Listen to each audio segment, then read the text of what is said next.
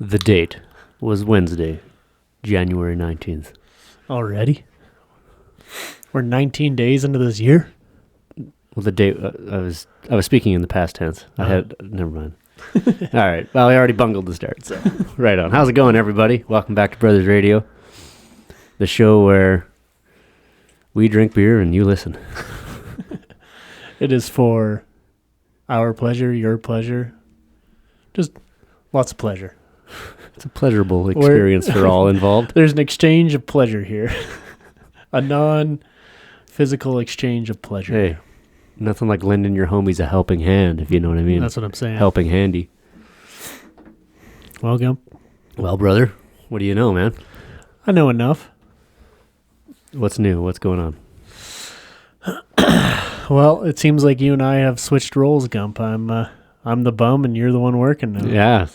How's it feel to be the lowest of the low? Good. Doesn't it feel great? Yeah, it's kind of fun. It's like nice to have time to yourself. Yeah, it's nice. I get up, whenever you want. Whenever. I'm usually stirring around about 9, but I don't feel like getting up until you're gone. Oh, I don't know. You don't have the energy to deal with me? Yeah, that's right. Well, usually I've drank like a whole pot of coffee by the time you would get up anyway, so. That's fair. Yeah, I know you never leave any coffee for me in the morning. Yeah, it's because I'm fucking thirsty. I'm a working man. I need my fucking Joe. Need that caffeine. I need my Joe, brother. Need that Joe mama. You're fucking hilarious. You know that? Yes. So we've been building a sauna recently. Obviously, we've talked about that now a couple times. And it is progressing. It's coming along very nicely. Yeah. Today I got, all my walls are up. My door is in. I built my own door frame, sill, whatever you want to call it. Door sill. I guess that's the bottom of the door frame. That's dorsal. Isn't that a ship? Dorsal. Dorsal. I said door sill. Yeah, dorsal. Anyway. Yeah, door's in. Dorsal fin. Got some weather stripping on there so it seals up, and got the roof on. Made some progress. Got a roof now. Yeah, me and Dad have been tinkering on the wood stove, and we decided that it just wasn't redneck enough, which is really saying something because it's going to be a filing cabinet.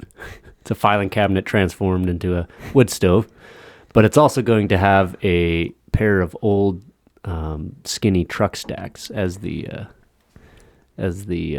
chimney. It's going to be some truck stack coming out of there. Nice shiny chrome, old truck stacks. That'll be badass. Oh, it's going to look great. Yeah, Which it'll really contrast with like the shittily built wood stove part. It'll be like every single third gen Dodge you've ever seen. Rusted to shit, looks like hell, but has a chrome tip on it. Yeah, sweet chrome tip. Yeah. Attached to just an absolute pile of garbage. Yeah. That's awesome. Typical. Yeah. Yeah, I think it's going to work out pretty good. So yeah, hopefully we're saunaing in the next couple weeks. Yeah. At this rate, I really got to motivate myself in the morning. But once I get going, it's just look the fuck out. Well, you know, I could come down there and motivate you if you want. Come down to the basement and motivate you in the morning. No. No, I mean, like, once I'm up and had breakfast, then I'm like, now it's time to get going. Oh, I see. Well, I could still motivate you in the morning. Oh, don't you dare. Oh, you don't want me to, eh? I'll kill you. Why? You said you wanted motivation. Yeah, but your type of motivation doesn't jive with me. Yeah, you're too much of a hippie. I am.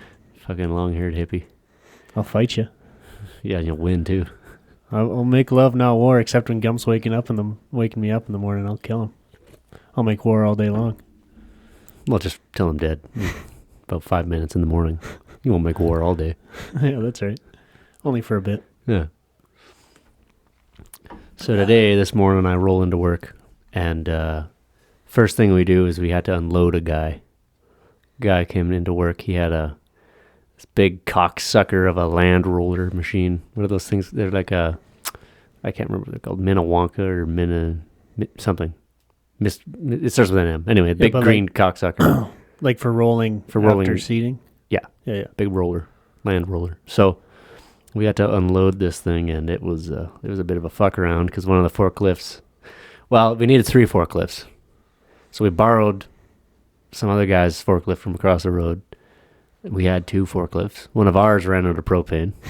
Naturally. It was minus like 25, so... It's not like you're beside the propane place or nothing. No, it's... Well, yeah, but we don't buy the propane from them. We have to buy it from Co-op. So. Oh, yeah. Which is also right next to the propane place, which is convenient. It's pretty convenient. So anyway, we, fucking around. It's minus 25, and we're starting to get pretty cold. And the truck driver gets out, and I start chatting with him a bit. I'm like... This motherfucker looks exactly like Andrew Garfield. Swear to Christ, he looked like Andrew Garfield. And I'm like looking at him, and I'm like, this doesn't make any sense. He wasn't Andrew Garfield. He looked just like him. But for a split second, I thought to myself, is that actually Andrew Garfield? Because he's very method. He's a very method actor. Right? Yeah. He took singing lessons for a year for that latest movie, and. For what was that? He studied for a year to be a Jesuit priest for that Martin Scorsese movie. What's that one called? It's a really good movie. Recommended. So what are you saying? Like, I know for that split second you thought, man, I wonder what movie he's training for. Yeah, I thought, is he training to be a truck driver? for a truck driving movie? Ice Road Truckers? Yeah. Hold on, what was that movie? Andrew Garfield. Martin, or what's his name? Martin Scorsese? Martib Scorsese. Martin. Silence. It's called Silence. Okay. Right. So he studied for a year in the Jesuit school for that film role. So I thought, maybe this guy is driving truck for a year for his next role. And then I thought, no, that's not Andrew Garfield. This guy looks like he's from Troshu. Spider-Man loses his job. Has to go trucking. Gets all fat. He wasn't fat. Oh. He was good shape. That's why I thought this guy isn't a real truck driver. This guy doesn't weigh 200 pounds. Overweight. So I went into, speaking of people mistaken identities, I guess. Yeah. I went into the convenience store in Linden, and the girl working behind the till, she's like, every time you come in here, I always think there's this actor from India. It's that Indian girl that works behind the till. Okay. And she said, every time I walk in there, I remind her of this famous actor over in India. I was like, well, he can't be that famous. Well, he's probably already famous in India. Probably. But not here. Well, what's this guy's name? Do you remember? No, I never asked for the name. Okay, let's Google famous Indian actors. But she said I like almost look exactly like that him. guy? Shah Rukh Khan? Amir Khan, Salman Khan, they're all Khan. Yeah, go young. All these guys are like between the ages of 47 and 68 at least. Well, maybe you remind her of those guys, of the old guys. I'd be hurt. Why? Shawshank Redemption. Man, he kind of does look like me. Maybe that's the guy. That doesn't look anything like you. Well, I reminded her of him. You don't look Indian, Ari. Well, I kind of do. That guy there, it kind of looks like me. No, they have like Indian noses. What do you mean? The second guy, the top row, that guy, yeah. That guy doesn't look like you. Are you kidding? Look at his fucking but he doesn't long exactly face. Look Indian. Sure he does. He looks about as Indian as me. No, look. It's the eyes, man. Yeah, they look just like mine, Go. No, they don't. I could see though, like I have a very dark complexion, dark hair, and the dark facial hair probably. Yeah, I could understand. I'm Italian though, sis, and I'm taken. Okay, let's do Italian actors. Oh no, this is pornography. Oh. Wait, what? Bradley Cooper's Italian? No, those blue eyes he ain't. Robert De Niro's only 1/4 Italian, by the way. He's like 3/4 Irish. Yeah, fucking prick. I would believe that. It's just that little bit of Italian is real loud. Yeah, I guess.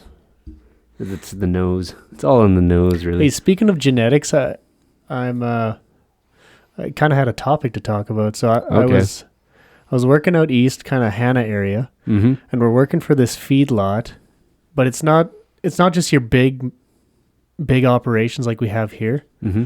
This one only would feed about 150 to 200 cows. Yep. And they're more of a research and development. So what this feedlot did is they're tracking the feed to weight ratio on these bulls. Yeah. So the conversion of feed to weight, and whatever animal has that best conversion, they want those genetics. They want that. So for those are the ones that they're going to breed. insemination. Those are the ones they're going to breed. They'll collect its sperm, but that's what they're doing. So they have these hoppers with that are sitting on scales, and each cow has a tag that gets read by some sort of barcode reader or something. So every time the cow sticks its head into the trough, it'll track that cow. The cow will eat, and then when he pulls his head out, it'll shut off, and that scale will record how much weight of feed that cow ate. So it knows each cow and how much it eats. So they know how heavy it was when they got there, and it knows how heavy it is when it leaves, and they know how much feed it ate, so they can figure out that conversion, whatever that feed to weight conversion is, and those are the best genetics. Okay. That's interesting. Yeah, because the feed to meat conversion rate for a cow is like 20 pounds of feed for 1 pound of meat. That's kind of the average, I think. I think so, yeah. So, the problem with that, though, is that when you start breeding certain cows to have better feed to meat ratios, I have a feeling that their bone structure is going to suffer. Well, yeah. So much of their health is going to suffer because everything is going to be put into meat, and their body is going to be such a disaster, It is kind of fuckery, because like you're only focusing on the one aspect, the one genetic. Like you're looking for the best feed conversion genetic, but you could easily, it doesn't necessarily make for a good animal. Like it doesn't make for doesn't make for good meat. Yeah, necessarily either. Yeah, makes the best best ratio for hamburger, sure, but it's kind of interesting. But I don't know. There's something about like generations of cows that have just been kicked out to grass, and then those heifers are impregnated naturally. Yeah, just the bull walking over there screwing them. And they just walk around. I want my cows to be naturally screwed. That's right. I want a boner made from love. But I think it makes for a better cut, better steak. Oh yeah, the feed the life that a cow lives and the feed that it eats goes into the quality of the meat. Right. You can, I don't know, I've heard people say this, but the quality of meat, like beef, over the last 10, 15 years in Alberta, it seems like it's gone down quite a bit. I'm sure it has. Because it's been industrialized to such a point where it just doesn't have the quality that it did years ago. It's on comparison, 30, 40 years ago, it's probably cheaper per pound, but the quality is not there. Yeah, because I think, so there's still, okay, let's say about 25 years ago, let's make up a number. Let's say there's 1 million cows in Canada. Yeah. And I think a good portion of those cows 25 years ago were all being kicked out to pasture. They're just eating grass, doing their thing. Yeah. But recently, in the past 25 years, we've been building bigger feedlots and bringing young cows, like, young steers that are a couple months old, bringing them up from the south. So a lot of cows in Canada are American cows. Right. So we probably have the same amount of cows being kicked out to grass. But there's just so much more. But there's cheap American cattle steers up here that come up here to get fat. So even though we're still feeding 1 million cows out to grass and they're doing their thing, well, we have 2-3 million cows in feedlots. So that percentage is the overall production smaller. The overall production rate's gone way up. That's what I'm saying, is that the quality. So if what I'm saying is, if you know somebody that has just good pasture fed cows and they butcher, I mean, that's the route. I mean, that's going straight to the farmer. Yeah. And I think we know a few people that butcher their own cows, and so you can still find good quality meat. You just got to know people. You can't buy it in Superstore. Exactly. You can't buy it in Walmart. Yeah, for the average person in the city, it's tough finding a good cut of steak. Yeah, exactly.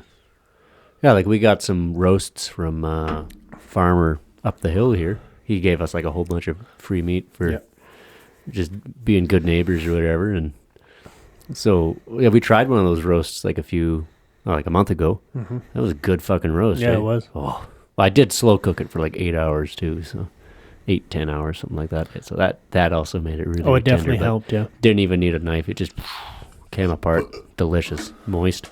Yep. That was very good.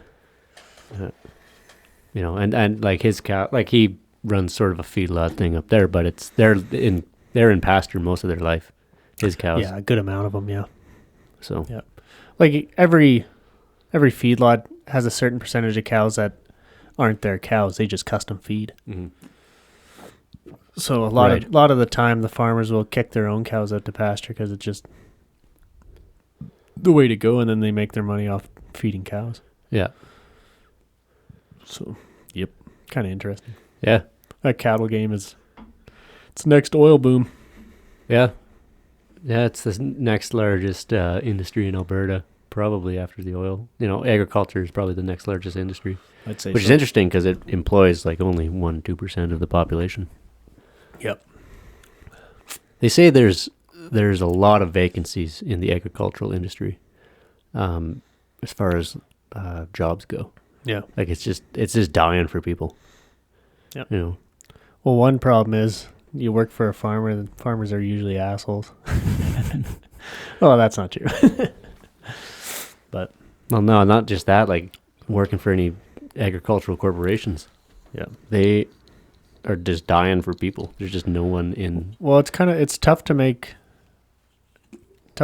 money for the amount of work that you do. Like you don't make overtime. None of that. It's just it's not just that. I mean, there's just no people who know anything about agriculture in the country. Mm. That's the issue. There's no labor to actually do any of this stuff. Like how many people in Alberta actually know? Like how many agronomists are there actually in Alberta? Like I can probably guarantee that number's probably somewhere around 1,000. Could be, but maybe less. I would bet that most of the agronomists in Canada are 90% of them are Albertan, and probably moved to other places. Well, or Saskatchewan, because they have huge agricultural program at the U of S. That's true. So no, but out in the prairies for sure would be where most of the agronomists are. But no, but like that's a fraction of like you think about the population of Alberta is like 5 million people, and I don't know how many agronomists there are. I could maybe quick Google that. I don't know if this will even come up with this statistic, but I'm guessing it's a very small number, and I'm sure they're just dying to have more dirt nerds. Yeah.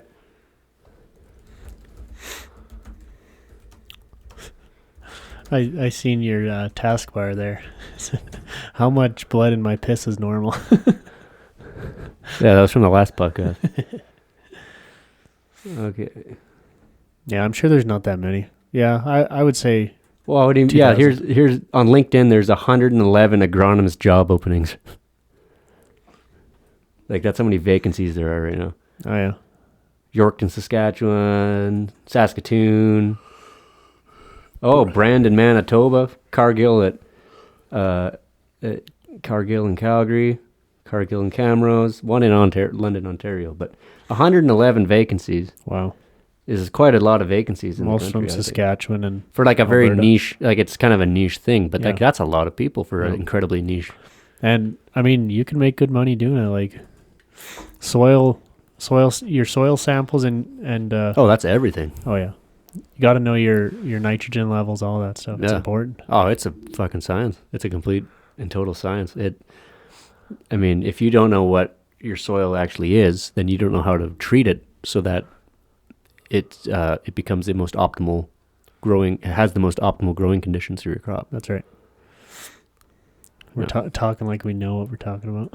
Well, I have an understanding. I lived with a farmer for like 2 years. Yeah. He told me all about this shit, so.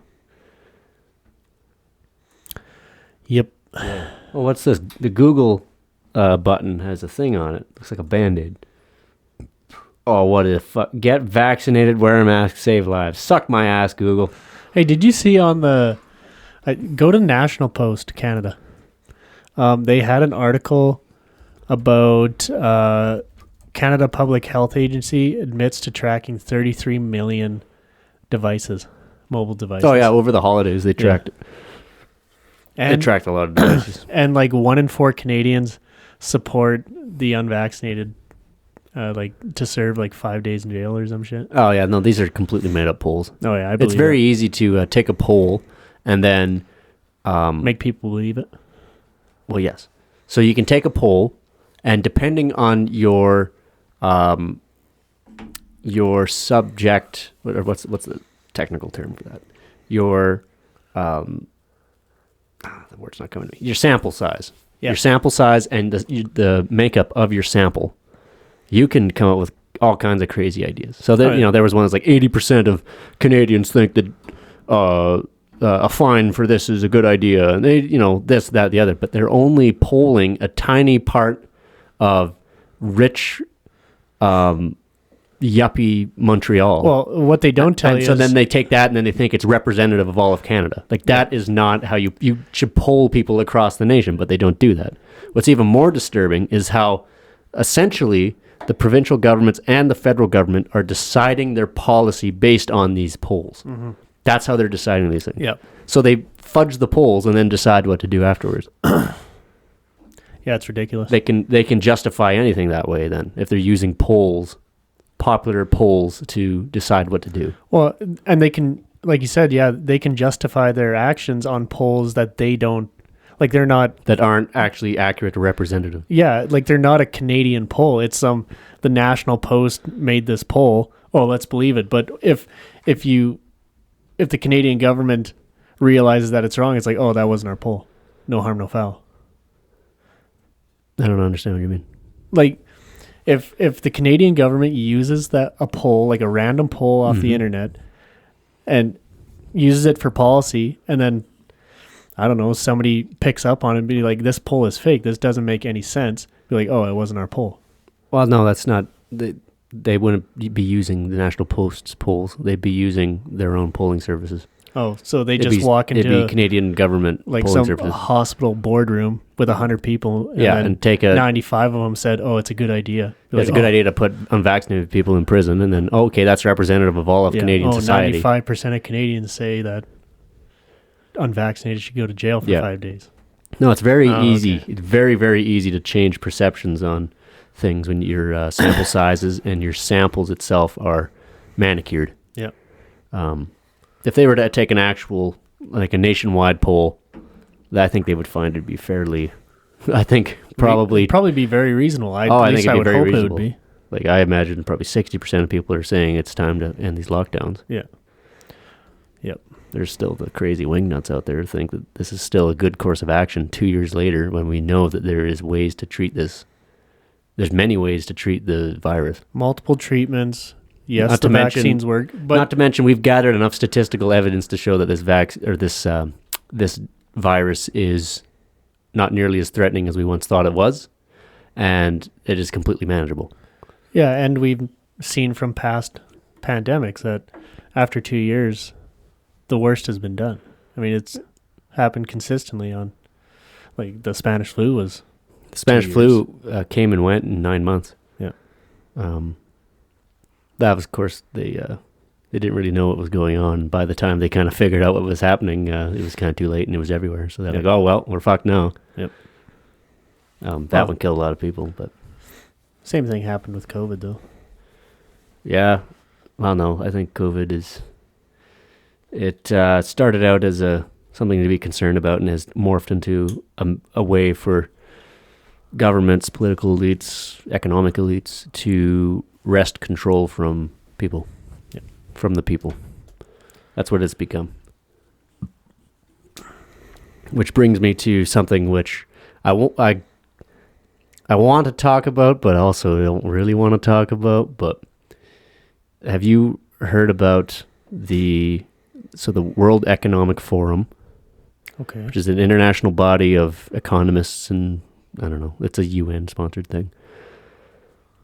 They're the ones who brought in that idea of the Great Reset. Right. So last year they talked about the Great Reset. That's what we got to do. This is an opportunity to refudge our economic system so that they're more sustainable and inclusive. That's their idea. Okay. Which, of course, are just buzzwords that they use because we're making it more sustainable and inclusive. Okay, inclusive how? Sustainable how? What do you mean by that? No, it's just buzzwords, right? Yeah. They put out a video a while ago, which you can't seem to find on YouTube, but it was this video. Who did? The WEF put out a video a while ago that basically one of the things in there was like, by 2030, this was their projections, which sound a lot more like diktats. Yeah. One was like, by 2030, you will own nothing and be happy. It just says you will own nothing and be happy. Here, I'll Google it for you. That's wild. I want to own things and be fucking mad. That's way better. I own things and I'm pissed off right now and I feel great. Let's keep this going. So, where is that video? Where's that video? The fuck? Here's a clip. You can't find the video anymore because it got downvoted so bad that they pretty much got rid of it. Jesus. Yeah, you will own nothing and you will be happy. Oh, and then it's something about you will eat less meat. You will do this. You will do that. This is how it will be. It was dictating how things were going to be in the future. It wasn't like we will own nothing. Our prediction is that by that time, no people will just rent everything. It wasn't like that. It was like you will own nothing. Coming from some fucking God on high telling people that. Yeah, no. So, but no. There's been a lot of critique of this policy. Now, the guy who's kind of whose brainchild this is, his name is Carl Schwab. Right. He is, I think, the leader of not the leader of the World Economic Forum, but he's certainly the ringleader of this idea of the Great Reset. So the World Economic Forum, what the fuck do they do? Like, they deliberate on what the world economy does. Okay. So think of, what a forum is? Yeah. Yeah. Think of that in terms of world economy. It's literally in the name. Wow. Well, I was afraid that's what it was. I thought maybe they'd had a better use. No, it's like the World Health Organization. It's a bunch of officials from different countries all talking about what to do. Right. The Great Reset. There's an urgent need for global stakeholders to cooperate in simultaneously managing the direct consequences of the COVID-19 crisis to improve the state of the world. The World Economic Forum is starting the Great Reset Initiative. So, blah, blah, blah. Where's the fucking... Like, you can't find that video anymore. I watched a video yesterday of Russell Brand, the actor, comedian. Yeah. He's become a bit of a YouTube guru guy talking about... Well, he kind of has stuff. He has a podcast. Yeah. It's very interesting, and he found that video somehow, which maybe it's here somewhere. I don't know where he found it, but anyway, you could watch that whole video on his video about it. Yeah. And it's fucking disturbing. Yeah. So when you see something like that, where they're saying, okay, this is an opportunity to rejig the entire system, and then they say you will own nothing and be happy. It's like, okay, so clearly this has nothing to do with public welfare or public health, the well-being of the people, and what to do to fight a virus. This has everything to do with political maneuvering for elites to wrest control from the people. Yeah. That's what this is. Yeah. And I don't know, I think if you refuse to see that, if you can't see that now, you'll never see it. Yeah. You'll have your head so far in the sand that you'll never see it. And you'll refuse to see it because it goes against your belief that, that we live in uncorrupt societies and everything's just great here in Canada and the United States. Like, everything's just fantastic. And, like, that's the dumbest position to take if you think everything's fantastic here. I mean, I keep saying it. There's... Nice shot. A money shot. Fucking call me Chef Curry. Because I'm whipping up a 3-pointer right here. It's our job as Canadians to question our politics. Yeah. We have to, because the politics aren't a machine. Well, they are a machine, but they're made up of people. Yeah. And people have agendas, and people want to do things in their favor. They want to make certain policies that'll favor them. There's people out there that are, there's a good majority of Canadians that are good people, and they believe they're doing the right thing for society. All right, I'll agree with that. But there's always a cocksucker out there trying to strong arm, trying to weasel his way in and try to make more money for himself. Oh yeah, or just even just take more power for himself. You can see that, like this whole lockdowns and masks and all this bullshit has like rooted those people out. Like you can tell which person is like an asshole. Which person is doing it out of like, well, I don't want to make them uncomfortable, and well, this is what we got to do. So whatever. There's those people regarding the mask thing, and then there's the absolute like, put on your mask right now. Yeah. Because they needed an excuse to be a cunt like that. Yeah, because they got bullied in school. Yeah. And now they think they have to power trip everybody. They have to power trip everybody. Exactly. Well, just because you work at a fucking post office doesn't mean I'm going to listen to you. Like, suck my fucking dick. Oh, man. I'm going after the post office guy. Yeah, fuck that guy. Fuck the post office guy. Yeah, that's a perfect example. Perfect example. This whole situation brought forth evidence that shows that guy was just waiting for something to come his way so that he could power trip on people. Exactly. So, to think that our elected officials, people in power, aren't corrupt, aren't like that, aren't like other people, is fucking the most fallacious thing I've ever heard. Yeah. And when you have a government of the people, by the people, and for the people, it's going to get fucked up at times because it's full of people. Exactly. So the only way to maintain its virility and health is to frequently flush out those people and put new people in. Yeah. Because there's people that work for low-level government positions, even in your municipalities. Yeah. They've been in there for like 30 fucking years. Yeah. 30 years. Do you think they're doing a decent job? I highly fucking doubt it. They're just there for the paycheck. Yeah, they're getting a pension at the end of it. And if they're going to be pushy about, if you see them in the grocery store and they're going to be cunty, it's like, man, your paycheck still keeps coming. You know, there's people here are blue collar workers. They had to get EI. They had to, take time off of work, and it's bullshit. Like people that worked in these lower level jobs in the government, never had any stress about it. Like, oh yeah, it's ridiculous. I think low level bureaucratic positions and the people who occupy them are the worst things on the planet. Because they're just sitting there. They're trying. Their entire job is to do as little work as possible. That's why they're there. If they wanted to do more work, they would strive to get a higher position in the bureaucracy. Yeah. But they don't. They want to do the bare minimum and get paid for it. Yeah. And sit on their ass and do fuck all. Yeah. And so you see people like that, especially in our little towns, counties out here. Yeah. You can see people like that.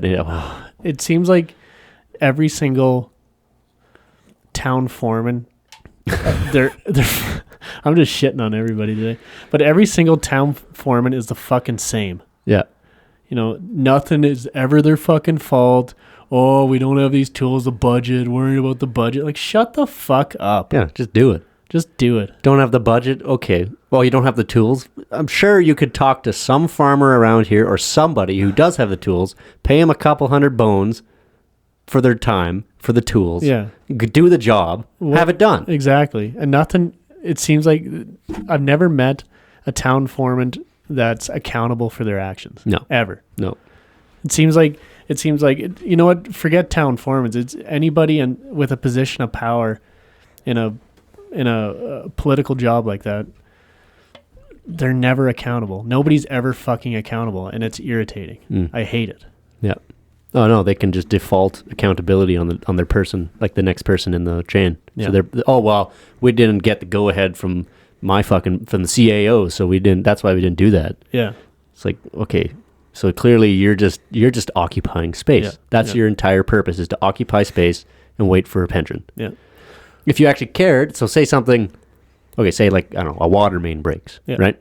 And the foreman takes forever to like call up you guys. to dig it up and whatever. It's like, well, we didn't get the go-ahead from the CAO to call you guys to dig the thing up. It's like, if you actually gave a fuck about the town, you would call them instantly. You would call your business instantly to dig that thing up, put a cap on it to stop the water from flowing. Yeah, fix it. Fix it instantly. Yeah, it's bullshit. I mean, when it comes to that sort of stuff, like, it is an emergency, so I don't think they even have to go to a CAO. They just call us. Right. Like, so in that extreme, maybe it doesn't work. Yeah. But like stuff like that, where the little shit, like buying new fucking mower blades or some shit. Yeah. Like, I don't know. So fucking stupid. They're all the same. I hate them. I hate bureaucracy. That's why I left the Navy. Yeah. Because that's the entire Navy. Is everyone is just occupying space. No one's allowed to think. Yeah. No one's allowed to just do shit. You can't just be like, okay, well, I see a clear problem here. Let's solve the problem. Let's go. Yeah. No, it's like, oh, you got to write up a thing, and you got to get the go ahead from your superior officer, and all. It's like, I could solve this in a half hour. I know. But it's taking me 4 hours to do the write up and everything to get it done. Yeah. It's infuriating. Yeah. Yeah, I know, it's bullshit. Yeah. And then you see, it's funny that, like, take for instance Ralph Klein. He strikes me as a guy that just fucking does it. Yeah, he just did it. What's it? Not sure, but he just fucking does it. Yeah. And he stands out in my mind as a very accountable man. Mm. And I don't know, either you have to be an extremely strong-willed person, which he must have been. Oh, yeah. Because I think everybody else in the system just kind of shits on you if you try to go against the establishment. Like, yep. Well, I mean, that's why people were so drawn to Trump. It's not that everyone agreed with every single thing he said and thought he was a fucking saint. Yeah. They liked him because he looked like a guy who just did stuff. Yeah. He actually did stuff. It wasn't just talk. Yeah. And that's why people liked him. Yeah. He's like, we're going to do this. Here's my plan. We're going to fucking do it. Yeah. Now, of course, sometimes he didn't implement his plan fully or all that shit. He only built so and so many miles of his wall or whatever, but, he did build part of a wall. He did implement things which he did set out to implement. Yeah. He seemed like a guy who did stuff. Whereas, most presidents, most senators, or in Canada, for instance, most members of parliament do nothing. Yeah. Like, what does our MP actually do? What's his name? I think it's Martin Shields, right? Is it? Yep. Martin Shields. So, yep. Oh, he is, I believe his position is, he's the shadow minister for Indian affairs, or no, what do they call it? No, not Indian affairs. What the hell do they call that? It's not Indigenous affairs, is it? Please God, I hope it's not Indigenous affairs. He is some like if the Conservative Party won a minority or majority government, he would become the minister for like dealing like with the Indian Act and everything like that, overseeing the reserves, that sort of shit. Oh, he's from Lethbridge. Yeah. Pretty sure. But when I look, it's like, what has this guy been doing? He's been getting in for how fucking long? Yeah, he's been spending too much time waxing that mustache. That's a hell of a mustache, gotta admit. But okay, what does this guy actually do? Because he was named, like the shadow minister, the shadow minister for Indian affairs, whatever the fuck it's called. So, but it's like, what does this guy do? Nothing. I've never seen a clip of him. I've never seen him talking. Like, he's, as far as I'm concerned, he's an enigma. Exactly. And I think the parliament's full of people like this. And that's, sure, he's conservative, but again, he's just a bureaucrat like the rest of them. Yeah. Who fucking cares? Fucking cares what color he wears. They're all just sitting there waiting for their pension. Yep. Yeah, the only reason he's there is for a vote, I'm sure. Oh, yeah. Well, and it's like that's going to be the coziest fucking job of all time. You run as the conservative candidate. Well, here's the fucking in a federal election in Bow River, Bow River, Alberta. That's his riding. But here's then that's a lifetime gig. You'll never lose that election. But ever. Here's the thing: over COVID, he didn't even have to fucking go in. No, he had to put a little effort in, put a nice suit on, drive his Mercedes into wherever the fuck he's going. Now he doesn't even have to fucking do that. No. Oh, he just has to put the top part of his suit on because he can wear shorts on a Zoom call. Exactly. Still has to wax that mustache, though. Yeah, that's true. He does keep... Hold on. Here's a picture of him near some oil and gas shit. Is this... Let's see if he's got his mustache waxed here. Oh, God. Oh, yeah. Oh, that is a fantastic mustache, I must admit. Yeah. No, he does suit... He fits in pretty well there, I will say. Yeah. I mean, we'll have to search up a little more info...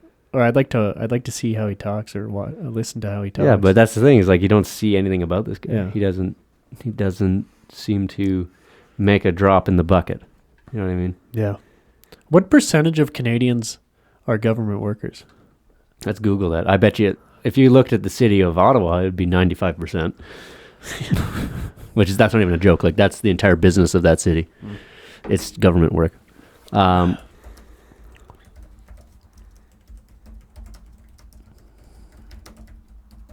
Okay, what percentage of Canadians are government employees? 20%. 20%. Public sector accounts for 20%. But that's 1 in 5 Canadians. Wow. That's fucked. So is that like... Does it break it down a little bit more? Like... Yeah, it'll break it down right here. So 2021 population of the federal public service... 319,000. Population of the core public administration, 245,000. Population of separate agencies, 70-something. And here's the total population there. So, I don't understand what population of the federal public service. Well, that would be your, probably your nurses, your cops. Well, no, I don't know if... So what's the difference between federal public service and core public administration? Well, let's say core public administration is your politicians, I bet. Oh, yeah, you're probably right. So your public service would be your cops, your nurses, your doctors. Yeah. All the troops. They're troops, probably your like I said, your town foremen, CAO. Your CAOs probably. Oh, like child services. Okay. Everything like that. And then whereas core public administration would be governmental, like purely governmental administrative positions. Right. Which is 245,000 people last year. Wow. And then separate agencies, there's 73,000, which is...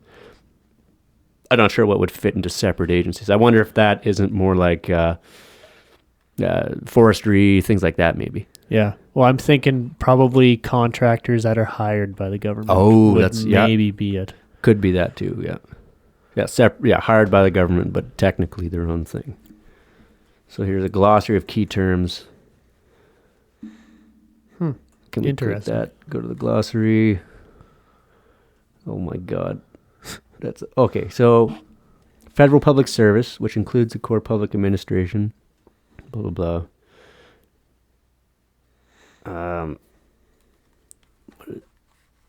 What is going on? Why can't you just say what it is? Why do you got to tell me schedules 1 through 4? I don't fucking care. Just tell me what it is. That's annoying. Right there. What's that? Population for employment? No, it says women and minorities can get jobs. That's cool. I don't care. I'm trying to find the statistic. Yeah, that's fine. Whatever. So anyway, it's a huge fucking percentage of the population. That's over 1 million people, just about. No, 700,000 people in 2021. Wow. And that's federal. That's federal service. Huh. Okay, that's not breaking down provincial or local. Wow. Okay. So anyway, that's fucked up. So yeah, 20%. That's too many. Why is there so many government jobs? There should be a couple government positions, and then they should also do nothing other than administer and make sure that things are running smoothly. Yeah.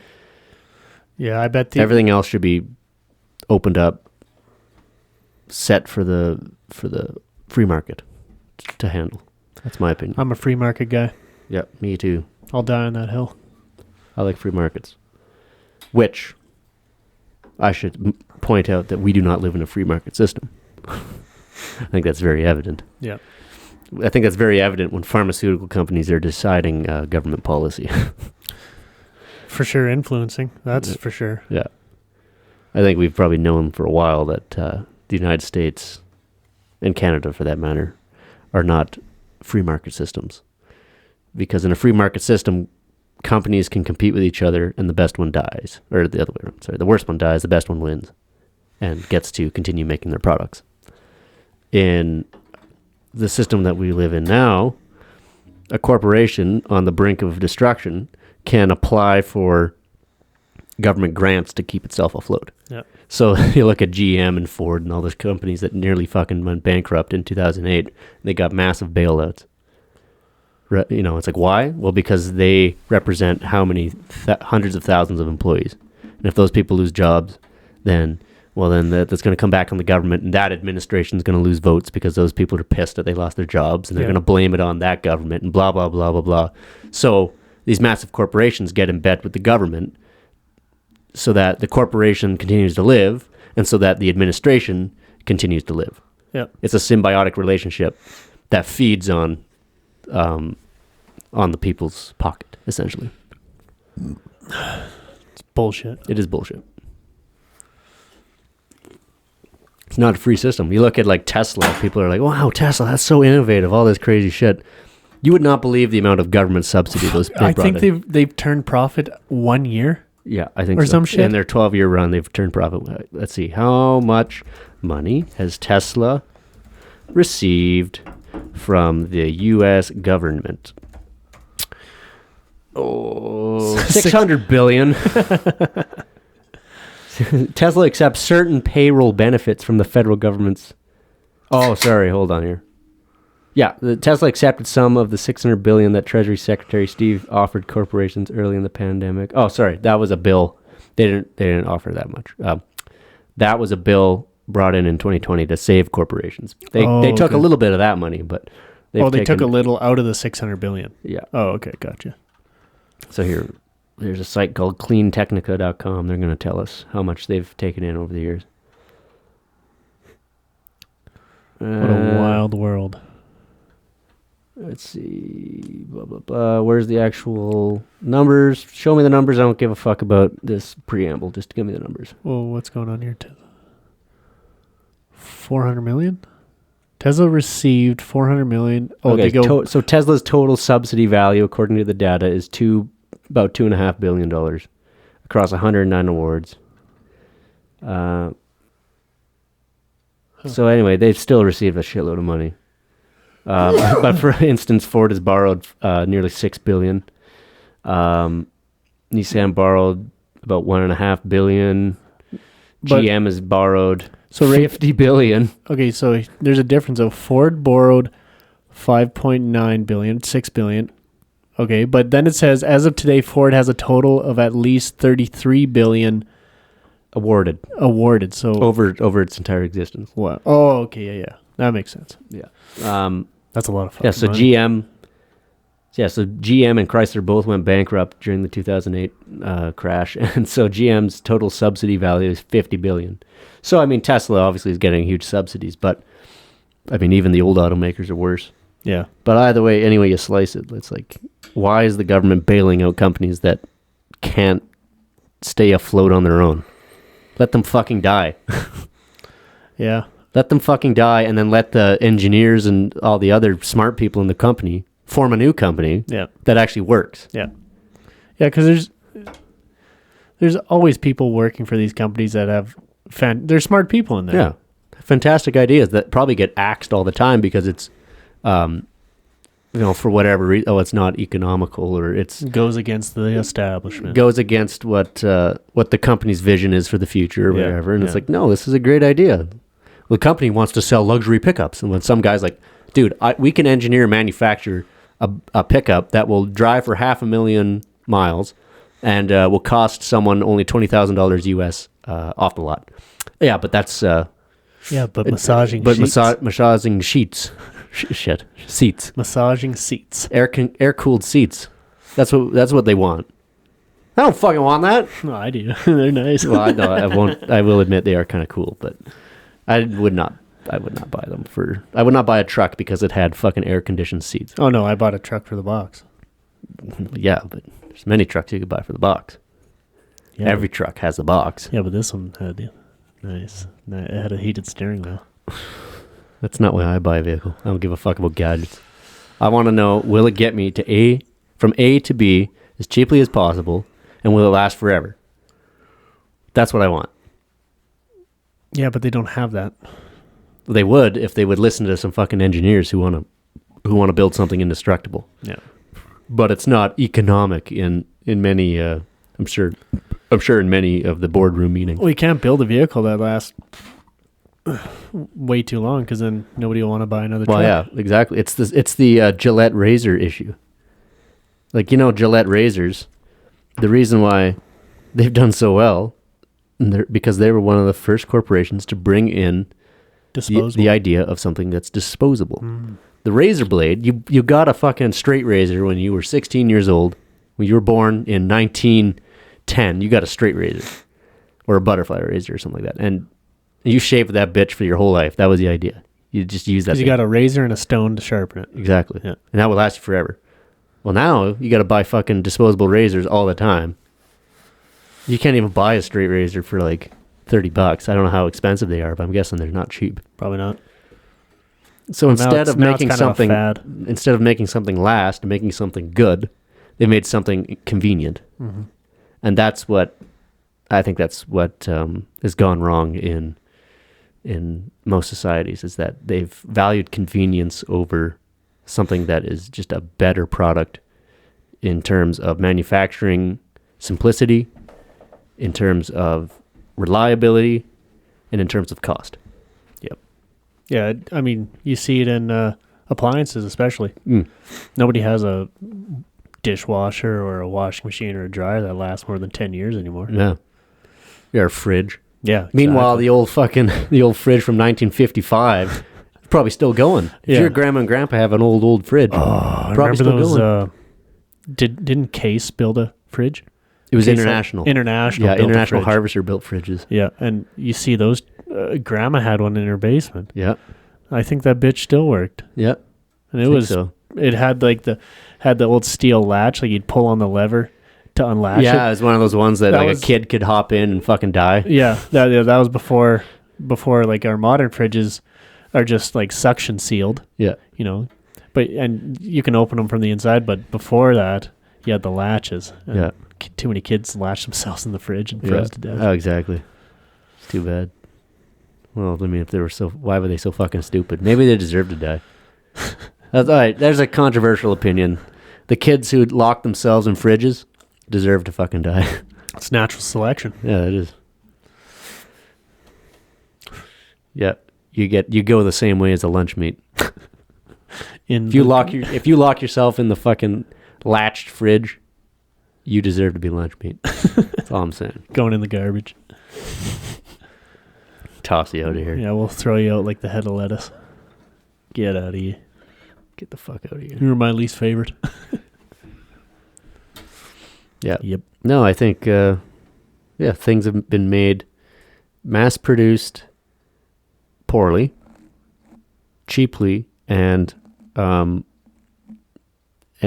a built-in need to be replaced. Yep. You can see that in everything. Fucking electronics. Yep. Phones, computers, everything. Earbuds. You can hardly buy a pair of earbuds that last you more than a year now. Yep. The AirPods are pretty good, I guess. Yeah, mine have been good. But they're also fucking... They're ridiculously expensive. You know what I will give Apple that? They seem to build a good quality product. They do. Their MacBooks and stuff are tough. Yeah. And but of course, they still are. They're not latte resistant. If you accidentally spill your tea on it, they're still fucked. But you think after 30 years of laptops being around, someone would have been like, "Hey, maybe we should make it waterproof." Like put like some kind of rubbery layer underneath the keyboard so that when someone in the fucking cafe spills their coffee on it, the whole thing doesn't explode and light on fire. Yeah. I'm all of a sudden remembering a scene from a movie where a guy spills a whole like cappuccino on his laptop. No, it's Mr. Bean. Mr. Bean. and he scoops all the Mr. Bean's holiday. Yeah, Mr. Bean's holiday, and he spills it all. This guy's sleeping on the train. His laptop's on his lap. Mr. Bean comes back. He's walking back to his seat from the cafe lady at the cart or whatever. No, it's a hot chocolate with whipped cream on top. That's what it is. Yeah, big thing of whipped cream, and the train kind of jerks, and it all dumps on this guy's fucking laptop and fries it, and so it's all on his laptop. Well, he takes the thing and he like drains all the hot chocolate back into the cup and scoops off the whipped cream back into the cup, and he runs away, and then he's like gets off the train, and the guy's like, "Hey, my fucking laptop! Hey, what the fuck? Someone spilled the drink on it." He's like running away. Yeah, he's gone when the guy wakes up. But yeah, I remember that. Yeah. But you'd think someone would be like, "Hey, why don't we make the keyboard water resistant or coffee resistant at the very least?" Yeah.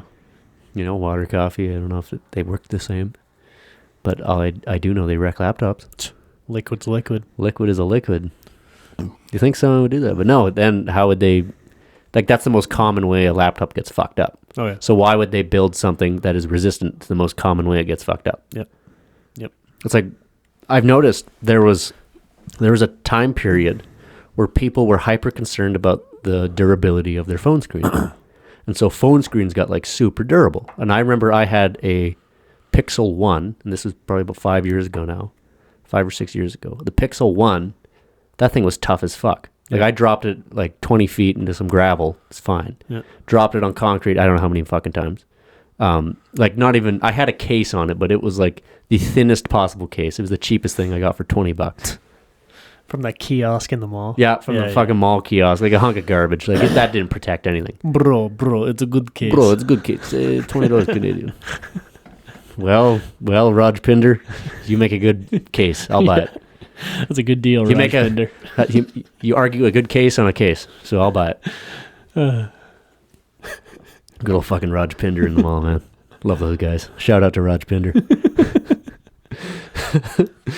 But that phone stood up to a lot of shit. The last two phones I've had have been absolute garbage. So it's a Pixel 3 and this is a Pixel 4a. The screens have they're worse than my old shitty Samsung that I had. Yeah. And it's because people just replace phones when their screen gets wrecked. Yep. And so, why would you engineer something that is resistant to its number one risk or its number one fatality? Why would you do that? Because if you break it, then they have to buy a new one. So engineer it so that it fails in the most likely way. Yep.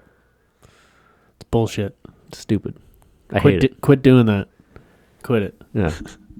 Yeah. Any engineers out there listening? Stop. I said stop.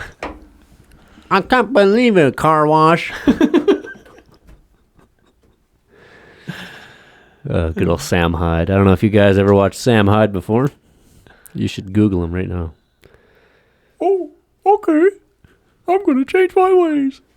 Good old Sam Hyde. The guy's an enigma wrapped in a mystery. Wrapped in a layer of deep, deep autism. Yeah. Gump, I got a question for you. What's that? What order do you dress yourself out of the shower? Oh, God. So I come out of the shower, it's undies first. Oh, thank God.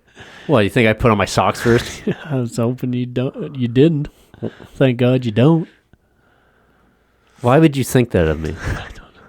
I'm just curious. I'm offended. Some people do, Gump. Yeah, well, those people are what we call subhuman. Some might call them mentally impaired. 1 in 4 Canadians believe that if you put your socks on first out of the shower, you should get 5 days in jail. Get fucking sent up to a Iqaluit and freeze to death, you fucking hoser. Yeah, I bet your feet are warm, bitch. Yeah, my feet are warm with my peckers retreating inside of himself. That's why you put your undies on first, then pants. Then, usually pants after, and then shirt, and then the socks. Yep. That's how I rock. You're not one of those guys. Thank God you're not one of those guys that puts his shirt on first. You're just walking around in a t-shirt with your dick hanging out. Yeah. There's no uglier picture. Yeah, like the 4-year-old kid running around the house with just a shirt on. Oh God, there's nothing. Hanging out. There's nothing uglier than a grown man wearing nothing but a t-shirt. Dink hanging out, gut hanging out. I could hardly tell the dink from the gut. First order of business, cover the dink. Underwear. Yes. After that, dress yourself how you please. But if you don't put your underwear on first, you're fucking weird. Yeah. You know what? Well, no. I come out of the shower. The first thing I put on, my toupee. Yeah. My rug. No, I think, doesn't Josh do something weird? Didn't we have this talk with Josh? No, I don't think so. Josh, if you're listening. Magley. Oh, yeah. Magley, of course. He gets out of the shower and he puts on his prosthetic leg. Which is, by that I mean he puts on his penis. Straps on. He straps on his penis extender. Sorry, Josh. Love you, buddy. Get better. Yeah, he's fine. Isn't he fine? He's not sick. Yeah, he is. Josh is sick? Josh is sick. Oh, what did he get? COVID. Hilarious. See, that's really funny. I'm unvaccinated and I still haven't gotten it. Yeah. Lots of people I know who are vaccinated. Oh, we don't need to be dragging Josh. No, not him specifically, but it's like a trend of people I know who are vaccinated have gotten COVID recently. Yeah, it's kind of weird. Meanwhile, I haven't been vaccinated. Josh, if you're listening, reach out to us. Tell us if you're irritated by this. Because I'm irritated for you. What the? Oh yeah, he went and got it and still got sick. Eh? Yeah. What a lot of horseshit that is. He's double vaxxed and he still gets it. Yeah. I'm mad for him. Yeah, that fucking sucks. Yeah, because then you and me here just talking shit in the shop. Being retarded. Unvaxxed. Don't give a fuck. Cut. Yeah, don't give a fuck about the rules. Yeah. And here we are just living life, not catching it. Walked into the liquor store today, no mask, no nothing. Korean guy didn't give a fuck. I'm like, hell yeah. Right on. Well, usually his mask is just hanging off his ear. Yeah, he doesn't give a fuck. He's the goat. I love that guy. He's the best, man. He's the Bottle Depot liquor store guy. Love him. Man, that guy can sort cans, though. Dude, the guy's quick. But you know what? You bring in any amount of recyclables, it always ends up being $36. Really? Is for the longest time, it was about 27. Dad had those two bins that we would heap up. Yeah. They equaled almost consistently like $27.35 for them shit. Oh, yeah. Every time. $27. Oh, yeah. Every time. And they really got the market cornered, though. You take your recycles in, you get that cold hard cash in your hand. You see those two green bills. You're like, I'm gonna go buy a case of beer. So you walk literally 30 feet to the north. Oh, not even 25 feet. 25 to the other side of the wall. Other side of the wall is the fucking cooler. So you walk in, grab yourself a case of Bud Light. You got, $15 left over. You run down to the Diamond M. You spend your $15 on a pack of zigzags and pack of blues. Yeah, a pack of Canadian classics, and you rock out of the door. Now you're down $5. Yeah, down $5. Down $5, but you got a pack of cigarettes and a case of beer. But you're happy. Yeah, you're like, nothing can go wrong on this Saturday. It's gorgeous out. Yeah, gorgeous out. Got a pack of minus cigarettes. 35, Bud. Minus 35. Diesel's at $1.39 or whatever. Diesel's not that high. What's it? $1.29. $1.29, something like that. Still, that's pretty. Gas high. is $1.37. It went down a couple cents, eh? Went down 3 cents finally. Finally. Thought it was stuck at $1.40 forever. That sucked. Yep. Yeah, I can't believe that in a country that produces as much oil as we do, we have to pay that price. We're paying European prices for fucking oil that is literally underneath our own ground. Like, what the fuck is this? I know. Some places here we can just jam a pipe in the ground and get oil or get gas. Dude, it's like seeping out of the ground up north. I mean, that's Fort McMurray in a nutshell. Yeah. They're like walking around, they're like, this place fucking is ugly and sucks, but it's full of oil. All right, let's dig the fucker up. I know. I always found like there's always huge debates about like, oh, you're ruining the nature. Shit. It's pretty sad nature up there. Fuck, it's pretty ugly up there, and all of it's oil anyway. Yeah. Almost half the trees are fucking we're dead. We're doing a fucking favor going up there, getting rid of your oil. Yeah. Then we can reclaim it and have nice land. Leave a nice layer of topsoil everywhere. Fuck. Make it nice. Exactly. Rather than shitty muskeg, fucking half-dead tree swamp horse shit. Don't need that. Who wants that? Ooh, it's natural. Yeah, it's naturally shit. Yeah, my balls are natural. Yeah. Yeah, the fucking swamp under my nutsack is natural too. You want that? We got to preserve that. Reclaim these nuts, bitch. Why don't you try and protect these balls, you fucking faggot? It's all natural, baby. You like my musk? My musk egg.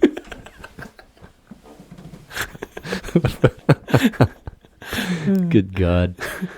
Okay. How much more can they take? They keep expanding the reclamation area of my balls. You can't cut down that hair. Imagine for a second there was environmentalists like arguing over how people shave their balls. It's natural. It's all natural. We can't be shaving your nuts. Yeah, but it itches. My balls look prettier without the musk egg. Mm. God, half dead fucking. You know what? Musk egg. Women don't know how hard we have it. No, they haven't a clue. It's like, what's that one bit? It's like carrying a purse that never matches your outfit. Oh yeah. Oh, it's disgusting. Oh, I wasn't just talking about balls. I don't think they understand men at all. They don't understand how hard we have it at all in any way. Yeah. We lead the statistics in suicides. Prisons are full of men. Although only making up 13% of the population. Fuck's sake. Fuck, I missed. Oh well. Oh shit. Man, we really killed an hour there. Dude, it's easy to kill an hour when you're arguing and yelling about how environmentalists love your balls and how the fucking, if people would just manufacture cheap pickups, everything would be awesome. What do we name? I feel like the name of this pod needs to have muskeg in it. I think it should just be called Reclaim These Nuts. I like it.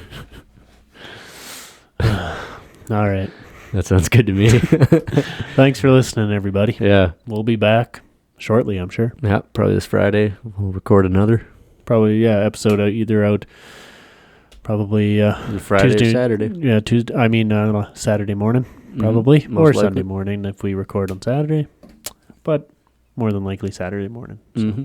All right. Thanks, everybody. Yeah, cheers. Peace.